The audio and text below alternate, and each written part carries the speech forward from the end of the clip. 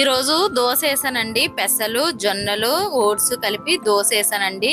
కొంచెం సగ్గుబియ్యం కూడా వేసాను. టేస్ట్ అయితే మాత్రం చాలా బాగా వచ్చింది. చాలా హెల్దీ అయిన దోశ అండి అది ఎలా తయారు చేసుకుందామా ప్రాసెస్ లోకి వెళ్ళిపోదాం రండి. దోశకి నానబెట్టుకుందామండి. ఒక కప్పు పెసలు తీసుకున్నాను, ఒక కప్పు జొన్నలు తీసుకున్నాను. ఇప్పుడు ఈ రెండు కడుగుదామండి మనము ఫస్ట్. ఇవ్వండి, అదే కప్పుతో కప్పు ఓట్స్ కూడా తీసుకున్నాను. ఈ ఓట్స్ కూడా ఇప్పుడే నానబెట్టేసుకోవాలి మనము. మినిమము ఈ జొన్నలు ఈ ఓట్స్ కలిపి 6 గంటలన్నా నానాలండి. ఓవర్ నైట్ నానబెట్టుకున్నా పర్వాలేదు, ఒక 6 గంటలు అయితే నానాలి. అందుకని ఇప్పుడు పెసలు జొన్నలు వేరేగా కడిగి నానబెట్టాము. ఓట్స్ కూడా నానబెట్టుకుందామండి. ఇందులో ఇప్పుడు నీళ్ళు వేస్తాను నేను. ఆ పెసలు జొన్నలు ఒక్కొక్క కప్పు తీసుకున్నాం కదండి, ఈ 1/2 కప్పు తీసుకుందాం సగ్గుబియ్యము. ఈ సగ్గుబియ్యము ఈ ఓట్స్ కలిసి నానబెట్టుకుందాం మనం ఇప్పుడు.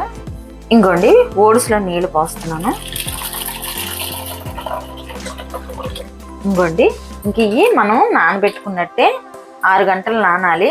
ఇంక ఇవి కూడా మనం శుభ్రం కడిగేసుకుందామండి. 1 స్పూన్ మెంతులు కూడా వేస్తున్నానండి. ఈ జొన్నల పెసల్లోనే వేసేసుకోవాలి. మెంతులు కూడా వేసేసాను చూడండి. ఇప్పుడు ఈ మనం మూతలు పెట్టేసుకొని నానబెట్టుకుందాం. 6 గంటలు అయితే నానాలి. ఇంకోండి, 6 గంటలు నానాలన్నాం కదా జొన్నలు పెసలు. శుభ్రం కడిగానండి. మళ్ళీ ఇప్పుడు మిక్సీ వేసుకుందాం. మిక్సీ జార్లో వేస్తున్నాను.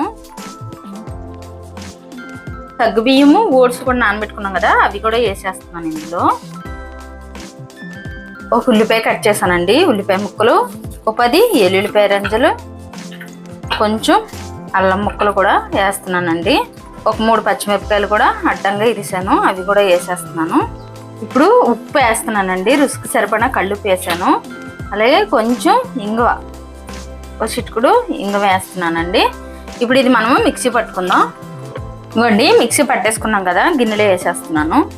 ఇంకోండి, ఇది పులావ్ అవసరం ఏమీ లేదండి. దోశ పట్టుకొని మిక్సీ పట్టి అమ్మంటే దోశ వేసుకోవచ్చు. పిండి అయితే పులావ్ అవసరం లేదు. చాలా బాగుంటుందండి. ఇలాగా నానబెట్టుకొని వేసుకుంటే మాత్రం పొద్దున్నే బ్రేక్ఫాస్ట్ కానీ ఈవినింగ్ స్నాక్స్ కానీ ఏ ఇబ్బంది ఉండదు. పునుగులు కూడా వేసుకోవచ్చండి. ఇందులో కొంచెం బియ్య పిండి కలుపుకొని చాలా బాగుంటుంది టేస్ట్ అయితే. ఇది ఇప్పుడు మనము దోశ వేసుకుందాం. ఇంకోండి, దోశ వేసుకుందాం. పెనం పొయ్యి మీద పెట్టాను, వేడెక్కింది. దోశ వేస్తున్నాను నేను.